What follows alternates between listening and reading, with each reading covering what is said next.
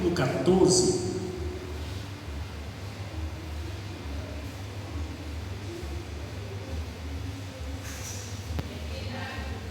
Lucas capítulo 14, a partir do versículo 15 até ao versículo 24.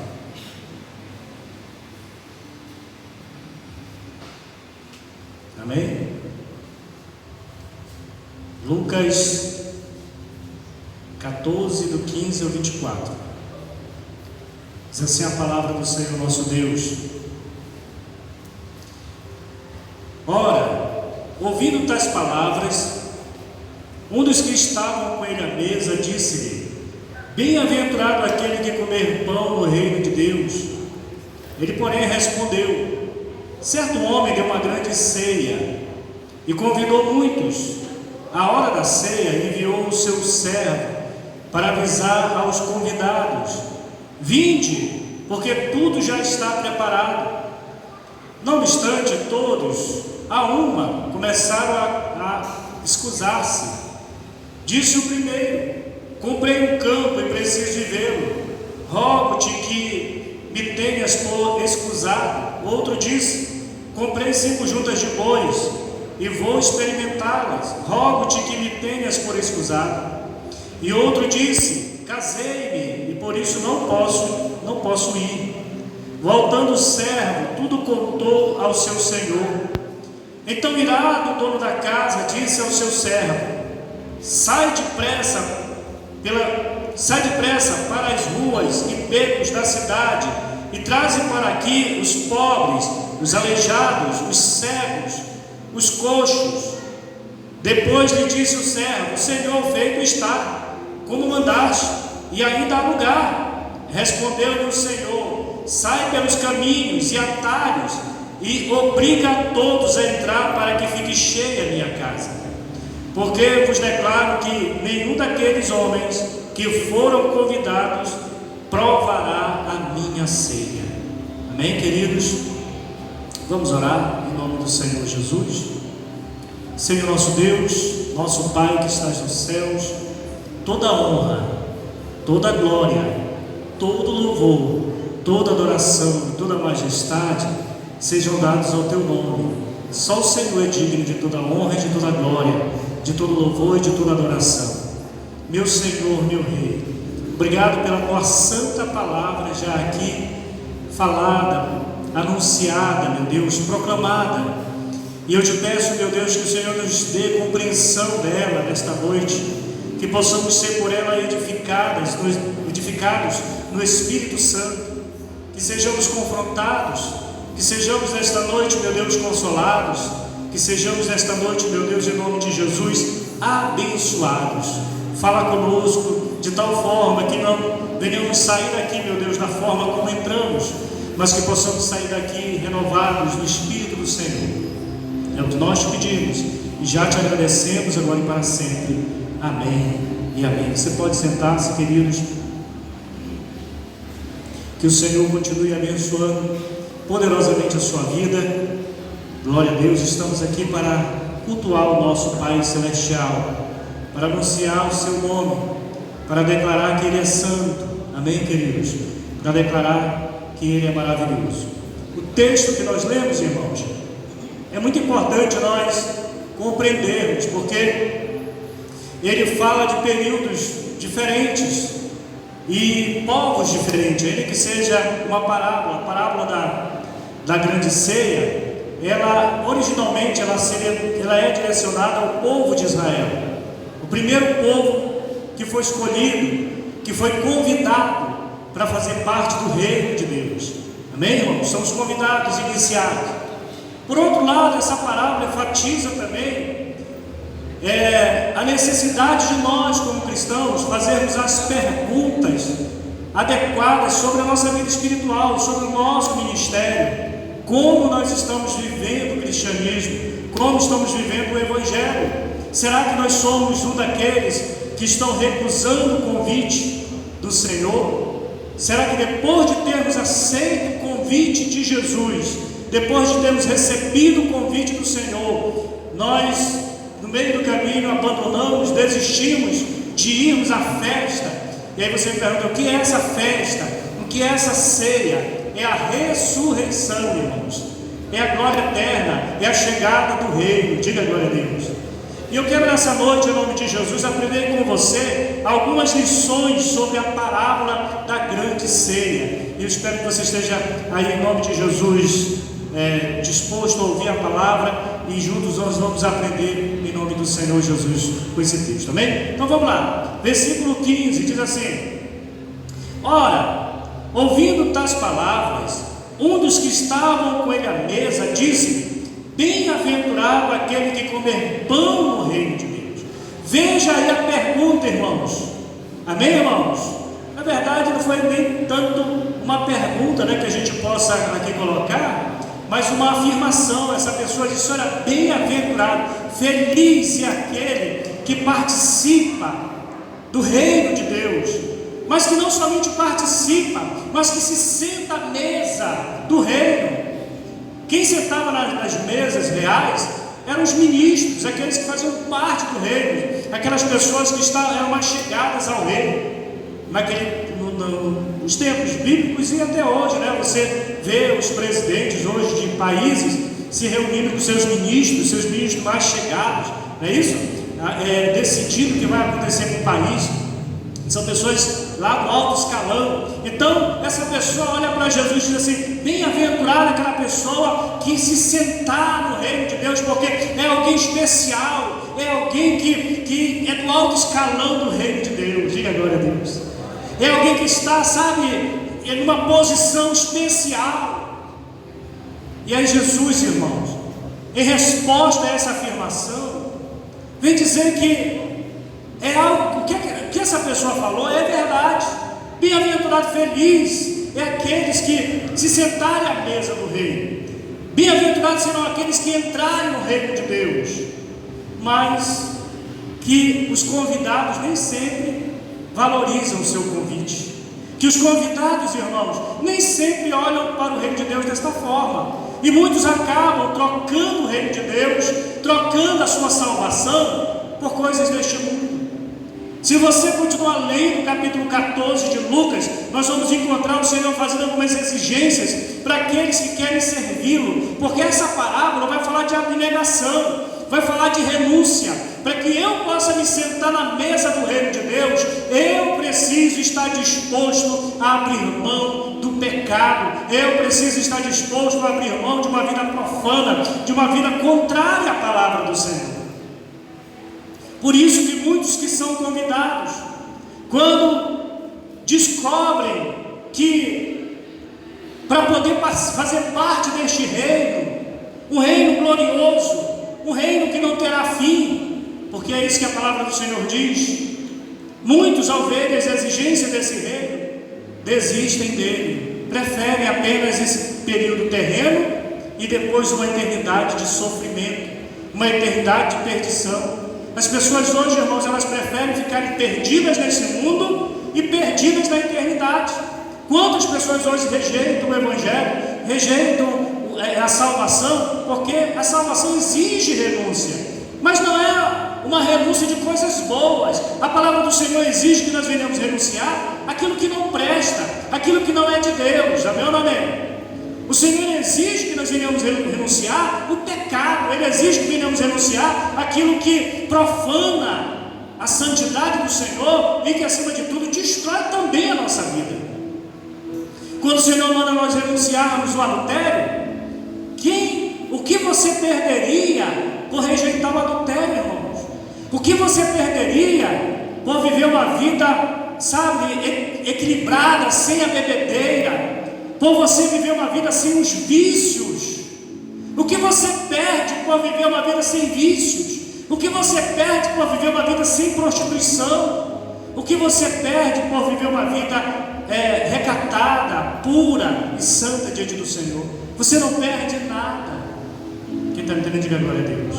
Uma pessoa que é fiel à sua esposa, um homem que é fiel à sua esposa, uma mulher que é fiel ao seu marido, vai desfrutar do prazer que é ser casado, vai desfrutar da bênção que é o casamento. Por outro lado, quem é infiel não vai viver isso em nenhum momento, não vai saber o que é amar e não vai saber o que é ser amado. Amém, queridos? Por isso a palavra do Senhor exige que aqueles que vão fazer parte do reino de Deus, ou que fazem parte já do reino de Deus, que aceitaram o convite de Jesus. Qual foi o convite dele? Mateus capítulo 11, versículo 28 ao 30. Vinde a mim, todos os cansados, oprimidos, sobrecarregados, e eu vos aliviarei. Tomai sobre vós o meu jugo e aprendei de mim, que sou manso e humilde de coração, e assim achareis descansos para vossas almas, porque o meu jugo é suave e o meu fardo é leve. Esse foi o convite do Senhor para a salvação. Todo aquele que é pecador, todo aquele que quer se livrar do pecado, todo aquele que quer se livrar da condenação do pecado, aceita o convite de Jesus. Mas o texto vai nos mostrar que muitos deste caminho acabam desistindo. Irmãos, a história da humanidade, o final da história da humanidade, estamos vivendo o período da graça, que é chamado de a dispensação da graça. O apóstolo Paulo chama esse período de a dispensação da graça. Diga glória a Deus. E esse período chamado de dispensação da graça vai terminar com a volta do Senhor Jesus. Amém? Com o arrebatamento da igreja. Diga glória a Deus. E aí, logo depois do arrebatamento da igreja, vem a grande tribulação. No final da grande tribulação, Jesus volta. E depois que ele volta, destrói o anticristo, o falso profeta, lançando-os no lago de fogo, diz a palavra do Senhor. Amém, irmãos? Lá no Geena, ou Geena, como bem alguém possa imaginar, querido. Depois o Senhor vai reunir todas as nações diante dele. E aí entra o julgamento lá de Mateus 25, se não me falha a memória, quando o Senhor reúne todas as nações, coloca as ovelhas à sua direita e os bodes à sua esquerda. Aos bodes, aqueles que viveram uma vida promíscua durante a grande tribulação, aqueles que viveram uma vida longe de Deus, serão, diz a Bíblia, serão rejeitados, não entrarão no milênio. Por outro lado, quem está à sua direita são chamadas as ovelhas de Jesus. Muitos ali, se você observar no julgamento das nações, não se utiliza a fé. Pelo contrário, os próprios justos que a Bíblia apresenta ali são pessoas que não se consideravam justas. Elas usavam a sua consciência simplesmente. E aí Jesus diz assim: vinde benditos de meu Pai, possuí o reino por herança. Amém? O reino que vos está preparado desde a fundação do mundo. Porque tive fome, deste-me de comer, tive sede, deste-me de beber, estava nu e me vestiste. Diga glória a Deus. E essas pessoas, elas vão perguntar: mas quando foi que nós fizemos isso? Aí Jesus disse: quando vocês fizeram para qualquer uma das pessoas necessitadas, para qualquer um desses pequeninos necessitados, uma criança, para uma pessoa que estava em necessidade, verdadeiramente a mim me fizeste. Diga glória a Deus. Eram pessoas que não viviam em si pela fé, mas elas viviam pela consciência. E ali elas passam a entrar no milênio, porque todos aqueles que aceitarem a marca da besta serão mortos, morrerão quando o Senhor Jesus voltar, e que Ele dê a sua palavra, e que a palavra de Jesus, quando que Ele vai falar nos ares, não sabemos qual é a palavra que Ele vai dizer, mas a Bíblia diz que Ele matará o anticristo com a espada que sai da sua boca. Isso é uma analogia da palavra que Ele vai falar, que assim como uma espada ao atravessar alguém mata, né? A palavra que Jesus falará nos ares, ela ecoará em todo o planeta. Diga glória a Deus. Ela vai ecoar em todo o planeta. Todo aquele que tiver a marca da besta pode estar escondido lá no sepulcro. Lá aquela pessoa morrerá. Ela pode estar escondida no banco, ela pode estar escondida em qualquer lugar, essa pessoa morrerá. Porque ninguém que tem a marca da besta entrará no milênio. Mas os sobreviventes da grande tribulação, que não aceitaram a marca da besta e que fizeram coisas dignas, entrarão no milênio por 1000 anos. E aí, irmãos, entra um mistério maravilhoso, que na entrada no milênio, quando você entra no milênio, diz a palavra de Deus lá em Isaías, que o Senhor Ele vai restaurar todas as coisas. Diga glória a Deus. Ele vai restaurar a terra ao seu estado original. Preste atenção nisso. A terra será restaurada ao seu estado original, lá do Gênesis. Lá naquele no estado original da terra, as pessoas viviam até 1000 anos, quase 1000 anos, foi lá o Matusalém que viveu quase 1000 anos, diga glória a Deus. Então as pessoas vão viver muito, porque a terra será restaurada, ela será restaurada nesse período para os 1000 anos de Cristo, ao seu estado original, e as pessoas vão voltar a viver muito, porque deixa eu dizer uma coisa para você, não é o sol, não é as nossas células, não é a nossa estrutura em si que se desgasta naturalmente, simplesmente por sermos humanos. Presta atenção no que eu vou falar, queridos. A biologia humana, o ser humano, ele foi feito de tal forma que nós poderíamos sobreviver neste corpo para sempre. Os cientistas descobriram, que tem lá um negócio na célula, nas nossas células, no núcleo da célula, que quando a célula vai se multiplicando, esse negócio lá é chamado telômero, eu acho que esse é o nome certo, sei lá, eu vi isso aí, e aí ele vai diminuindo, tipo assim, um hormônio que existe, ele vai diminuindo à medida que a célula vai multiplicando. Olha só, à medida que as células vão se multiplicando, se renovando, esse tipo medidor, ele vai diminuindo a quantidade, ou o seu tamanho vai diminuindo. O pessoal dizia que é tipo assim um cadastro de um sapato, que à medida que a célula vai multiplicando, ele vai se cortando até que ele chega no final e a célula não multiplica mais e a gente começa a envelhecer. Quando isso aconteceu? Por que isso aconteceu? Os cientistas não conseguem dizer. Sabe por quê? Porque isso aconteceu pela palavra de Deus. Amém, irmãos? Lá em Gênesis, o Senhor disse que o seu Espírito atuaria no homem até 100 anos. Até 100 anos, ele viveria até 100 anos. Já no Salmo 90, no versículo 4, a palavra de Deus diz que a idade do ser humano, Deus estabeleceu que a idade do ser humano seria de 70 anos. E aquele que vivesse 80 ou mais anos, de lá o Salmo, seria enfadonho, seria canseira, seria enfermidades. E é o que acontece, sim ou não? Uma pessoa que chega aos 70 anos, logo depois de 70 anos, o que é que vem? O que é que acontece? Reumatismo. O que é que tem mais? Osteoporose, cegueira, glicose alta, não é isso, irmão? Diabetes e tudo que não presta. Por que isso acontece? Porque há uma palavra, uma maldição do Senhor. O homem vai viver até 70 anos bem. A partir dos 70 anos, mesmo que ele se esforce, mesmo que ele se guarde, mesmo que ele se alimente direitinho, ele não conseguirá aumentar, multiplicar os seus dias. Quem está entendendo, diga glória a Deus. E aí, irmãos, no milênio, o que é que vai acontecer no milênio? O Senhor ele vai remover essa maldição. A palavra que impedia as pessoas de viverem mais anos, mais tempo, será removida. É por isso que em Isaías, no capítulo 66, a palavra de Deus diz que alguém morrer no milênio com 100 anos é ainda criança. Uma criança terá 100 anos, porque durante o milênio as pessoas vão nascer. Vai nascer gente, vai morrer gente. Só que, de acordo com a palavra de Deus, se alguém morrer com 100 anos, é um amaldiçoado. Foi alguém que no milênio cometeu um pecado grave.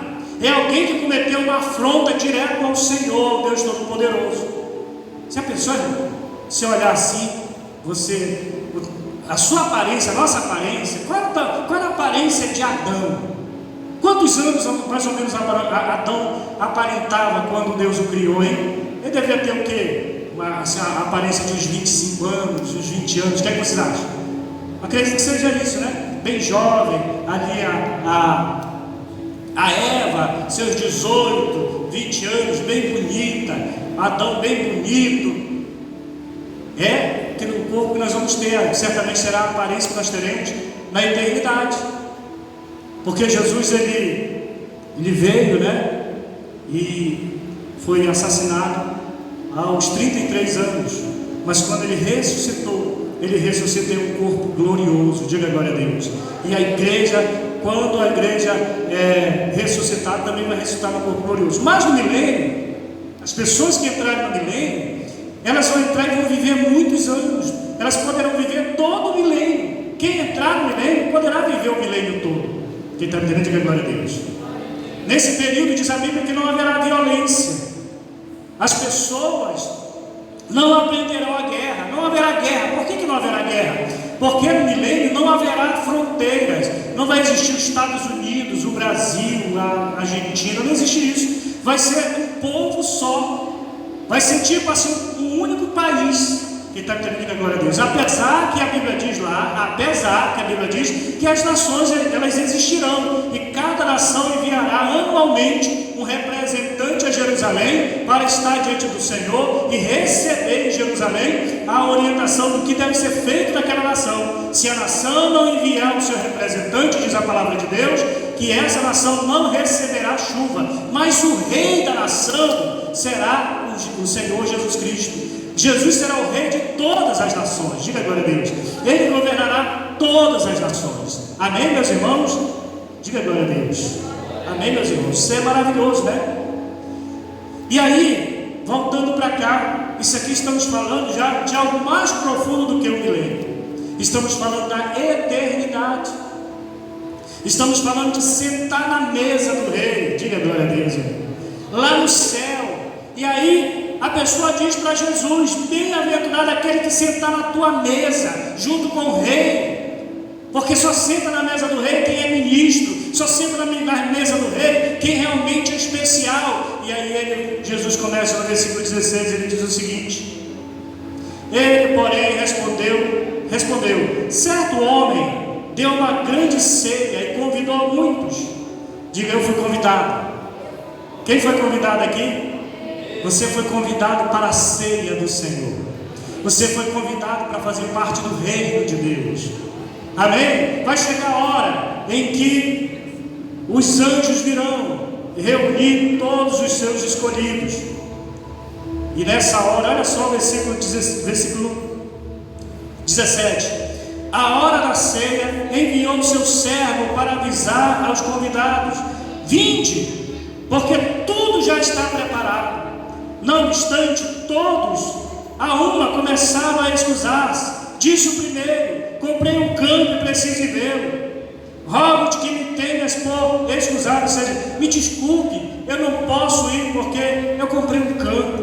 O outro disse: olha, por favor, me desculpa, porque eu comprei 5 juntas de bois. Agora eu sou fazendeiro, rapaz. Esse negócio de ser crente, não dá para ser crente mais não, porque agora eu sou fazendeiro. Estou só parafraseando aqui, tá, irmão? O outro diz assim: eu comprei agora uma terra lá e eu vou trabalhar naquela terra. Não dá mais para ir para a igreja, não. Quem está entendendo, agora a Deus? Irmãos, nós devemos tomar cuidado quando o Senhor nos abençoa, porque muitos de nós pensamos, e eu quero dar uma orientação aqui para você.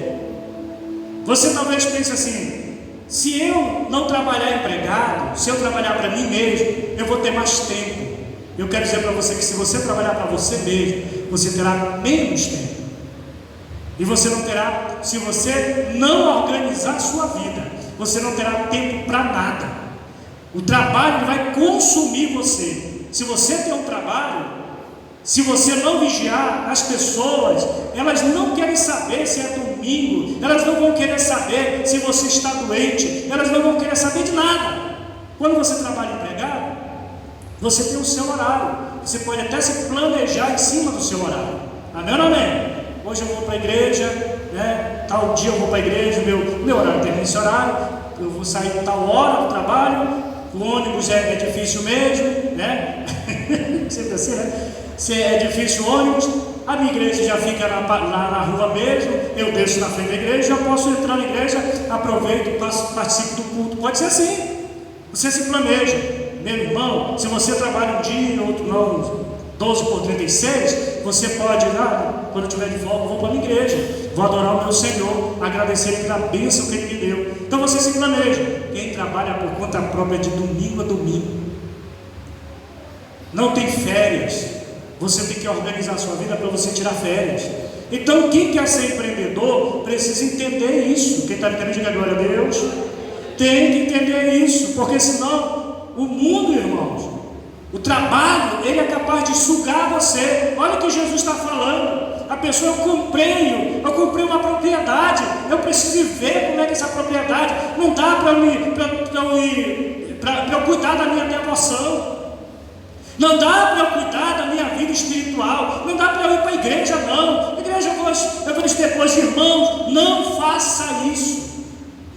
Não deixe para depois para ir para a igreja, porque esse depois nunca chega. Preste atenção no que eu vou falar. Se você colocar isso, eu vou depois para a igreja, eu vou dizer uma coisa para você: você nunca vai ter tempo para vir à casa do Senhor. Você vai perder a sua comunhão com Deus, você vai perder o seu relacionamento com a igreja. Daqui a pouco você vai se sentir um estranho quando chegar na casa do Senhor. Você vai chegar na igreja e não é o mesmo ambiente que você está vivendo no mundo, porque a igreja, o Espírito Santo já pode ter se afastado. Por isso, irmão, em nome de Jesus, você pode trabalhar a semana toda, mas estabeleça: eu não vou faltar na escola bíblica, eu não vou faltar naquele culto de adoração, eu não vou faltar o culto da família no domingo, eu não vou me permitir, amém, queridos, ficar longe da comunhão. E aí o próprio Senhor Jesus está falando aqui, versículo 19 diz, versículo 20, outro disse: casei-me e por isso não posso ir. Isso aqui fala de prioridade. Até no casamento, até na nossa vida conjugal, nós não podemos, irmãos, permitir que a nossa vida conjugal seja um embaraço da nossa vida espiritual. Depois que eu casei, meu marido não gosta muito que eu vá para a igreja. O meu marido ele é assim, a minha esposa é assim. Então não permita que o seu casamento seja uma maldição. Tudo aquilo, irmãos, que nos afasta do Senhor não é bênção. Deus pode até nos dar como bênção, mas se nós não soubermos usar, podemos transformar a bênção em maldição. Aquele emprego que você ganha 5.000, diga glória a Deus. Aquele emprego que agora você ganha 10.000, diga glória a Deus. Ele não pode te tirar do Senhor. Se o emprego que te dá um salário melhor te afasta do Senhor, então você nunca foi do Senhor. Você nunca foi de Deus.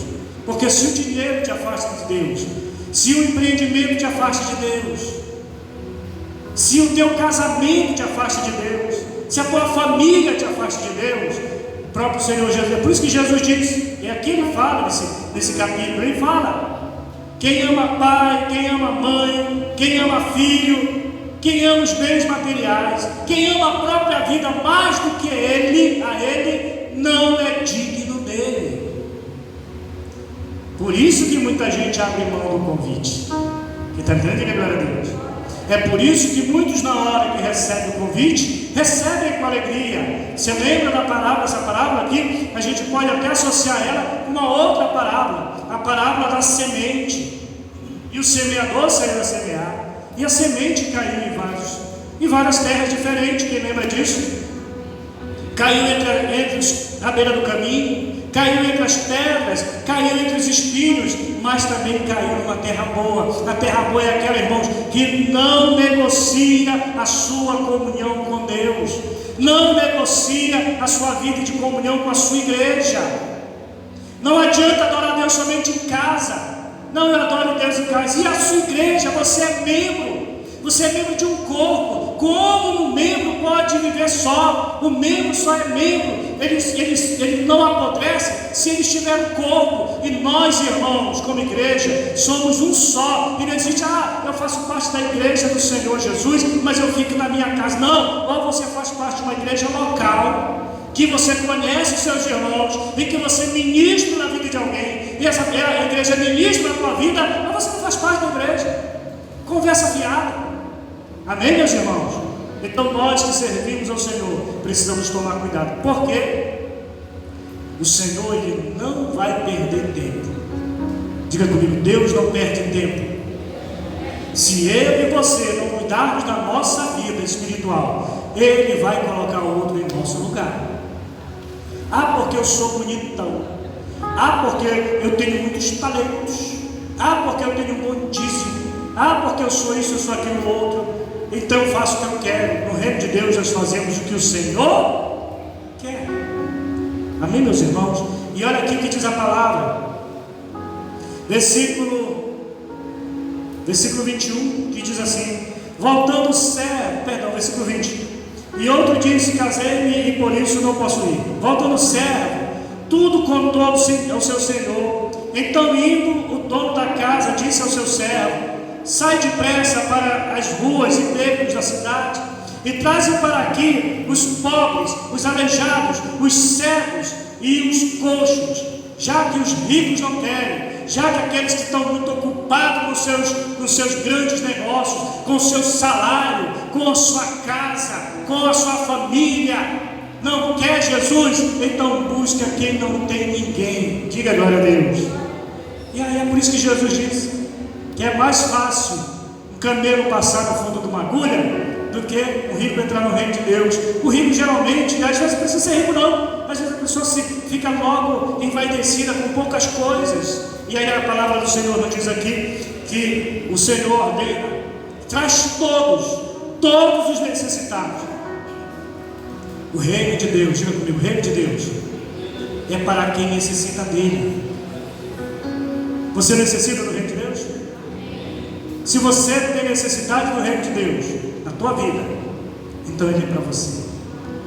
Se você diz: eu não preciso de ser crente, eu não preciso servir a Deus, eu não preciso de Deus, que eu tenho tudo que eu preciso, amém, Jesus não vai brigar com você. Mas aqueles que necessitam dele, esses sim estarão com ele sentado à mesa. Amém, meus irmãos? E o texto continua no versículo 22.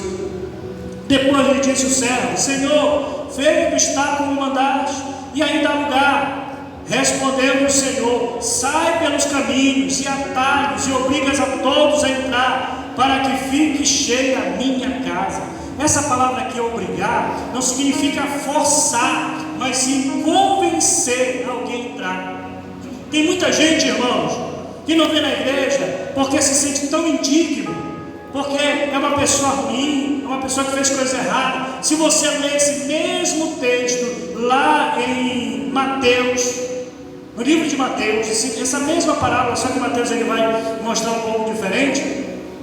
Mateus capítulo 22, do versículo 1 em diante, Mateus ele cita uma coisa interessante, que no final ele diz assim: vai pelos caminhos e obriga os bons e os maus a entrarem na minha festa. É isso que significa aqui, obriga a todos a entrar, porque os bons acham que se sentem dignos. Se você convidar uma pessoa boa para vir à igreja, ela vem. Mas se você convidar um traficante para vir à igreja, ele pode não se sentir muito à vontade. Quem está entendendo, diga glória a Deus. Eu não me sinto muito à vontade. Se você convidar uma dona de casa para vir para a igreja, ela vem tranquilamente. Mas se você chamar uma prostituta conhecida, ela terá um pouco de receio de vir à igreja, porque primeiro que talvez ela não se sinta digna, e ela acha que ao chegar na igreja ela vai ser julgada pelas pessoas. Quem está entendendo, diga glória a Deus. Amém, irmãos? Então, nós como igreja precisamos convencer as pessoas que o reino de Deus não é para os escolhidos especiais, mas é para quem aceita Ele, para quem aceita Jesus como Senhor e Salvador. O reino de Deus é para quem aceita Jesus Cristo, é para quem está disposto, irmãos, a abrir mão da vida do pecado, a vida errada, para segui-lo até a glória. Amém, meus queridos? Então nós precisamos entender isso. E a palavra do Senhor diz que, no versículo 24: porque vos declaro que nenhum daqueles homens que foram convidados provará a minha ceia. Quem rejeita o convite, quem despreza o convite, poderá chegar naquele grande dia, Jesus voltar e a pessoa não subir. Jesus pode voltar e eu posso ficar, você pode ficar, dependendo da vida que estamos vivendo. Pode ser que a minha vida, pode ser que a sua vida, a forma como estamos vivendo, ela seja uma vida reprovada. Talvez nós estejamos dizendo para o Senhor: eu não quero ir para a glória, eu não quero sentar na mesa do rei, eu estou mais ocupado com a minha família, eu estou mais ocupado com a minha beleza, eu estou mais ocupado com a minha estética, eu estou mais ocupado com os meus planos terrenos. Aí você diz: pastor, então eu tenho que abrir mão dos meus projetos. Não, irmãos, você só não pode colocar eles acima da tua salvação. Você está entendendo? Você não pode estar acima da tua salvação. A nossa prioridade é permanecer salvo em Cristo Jesus, porque todas as outras coisas nos serão acrescentadas. se fizermos parte do reino, se buscarmos em primeiro lugar o reino de Deus, todas as outras coisas vos serão acrescentadas. Gente que não tem casa neste mundo terá uma mansão celestial, diga glória a Deus. Mas não quer dizer que uma pessoa que não tem casa neste mundo não poderá morar dentro de uma casa. Diga para o irmão que está ao seu lado: irmão, a minha casa verdadeira está na glória. É isso que a palavra do Senhor fala. Amém? Filipenses diz, capítulo 3, versículo 20: a nossa pátria está nos céus, de onde aguardamos o Salvador, o Senhor Jesus Cristo. Amém, queridos? E eu quero dizer para você, diga que você e eu, nós devemos orar ao Senhor sempre assim: Pai, supre as minhas necessidades. Eu preciso de uma casa, eu preciso cuidar dos meus filhos, eu preciso de um emprego, mas acima de tudo eu preciso permanecer salvo em Cristo Jesus. Não deixa que eu troque a minha salvação por um salário mínimo, não deixa que eu troque a minha salvação por 2 salários, 10 salários, 1000 salários mínimos.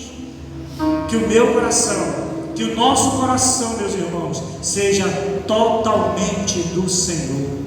Que essas sejam as lições que venhamos a aprender nesta noite com esta parábola. Amém, queridos?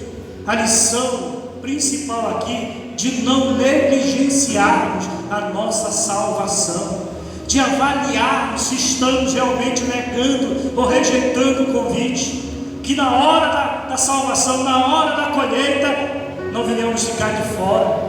Você já imaginou o crente tão desligado, que quando ele vier, Jesus já voltou e ele não sabe, vem na igreja para adorar, a igreja está fechada, não vê mais os irmãos, não vê mais a Mara, não vê mais a Rosa, não vê mais a Elisandra, não vê o pastor, não vê a Normélia, não vê mais ninguém. Quem está entendendo, diga glória a Deus. Que possamos estar juntos naquele dia. Não negligencie a sua salvação, não negligencie a sua vida com Deus, em nome de Jesus, porque no reino de Deus todos são bem-vindos.